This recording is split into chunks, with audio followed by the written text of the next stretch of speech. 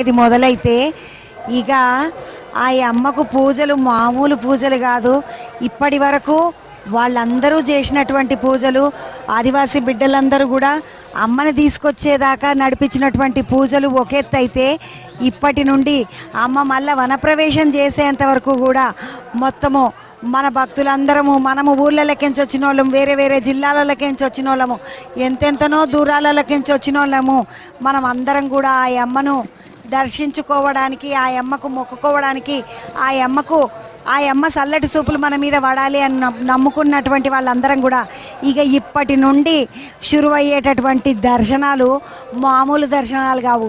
ఈ రోజు దాకా, ఈ రాత్రి దాకా జరిగినటువంటి దర్శనాలన్నీ కూడా ఒకెత్తైతే, ఇప్పుడు ఇద్దరు అమ్మలు మంచిగా గద్దెల మీదకించి వచ్చి కూర్చొని గద్దెల మీద కూర్చున్న తర్వాత జరిగేటటువంటి దర్శనాలు ఒక లెక్క అంటారు. ఆ లెక్క ఎట్లాంటి లెక్క అంటే, లెక్క అంతు చిక్కనటువంటి లెక్క.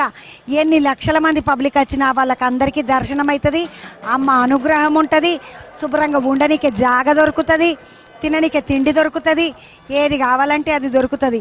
అటువంటి అమ్మను, ఆ చక్కటి తల్లిని, ఆ బంగారు తల్లిని మీరందరూ చూసి దర్శనం చేసుకోవాలి. అమ్మ వచ్చింది, మేడారం గద్దెల మీద ఉంది. ఇక మనము వెంటనే పోయి దర్శనాలు చేసుకోవడము. చుట్టుముట్టున్న వాళ్ళందరూ కూడా ఇప్పుడు కొంతమంది ఎదురువారమని ముందే అమ్మవారికి పూజలు చేసి ముడుపులన్నీ తీసుకొని, అంటే నిలువెత్తు బంగారాలు, ఓడి బియ్యాలు, అమ్మవారికి కావాల్సినటువంటి అన్నీ కూడా తీసుకొని బయలుదేరితే కొంతమంది ఈడికే వస్తారు. ఈడనే ఒక జాగ తీసుకుంటారు, ఒక టెంట్ వేసుకుంటారు. ఆడ అమ్మవారిని కొలుసుకొని, అమ్మవారికి ఒడి బియ్యాలు పోసుకొని, అమ్మవారికి నిలువెత్తు బంగారాలు పెట్టుకొని, ఆ బంగారాలను అమ్మలిద్దరూ వచ్చిన తర్వాత నెత్తి మీద పెట్టుకొని వచ్చి అమ్మకు ఆ బంగారాన్ని అప్పచెప్పి, అమ్మ మేము మొక్కుకున్నాము, మా ఎత్తు బంగారం ఇచ్చినాము, నువ్వు మమ్మలను చూడు, మమ్మలను కాపాడు తల్లి అని దండం పెట్టుకొని ఆ అమ్మ దగ్గరికి పోయి దర్శనం చేసుకొని మళ్ళొచ్చి వచ్చిన తర్వాత ఇంకొక సాంప్రదాయం ఉంటుంది ఇక్కడ.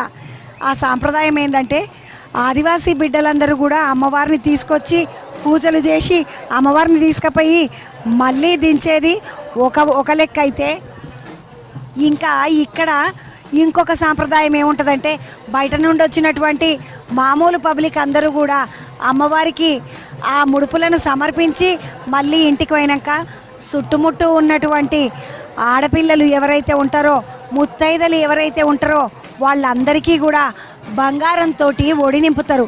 బంగారంతో ఒడి నింపడం అంటే మామూలు ముచ్చట కాదు.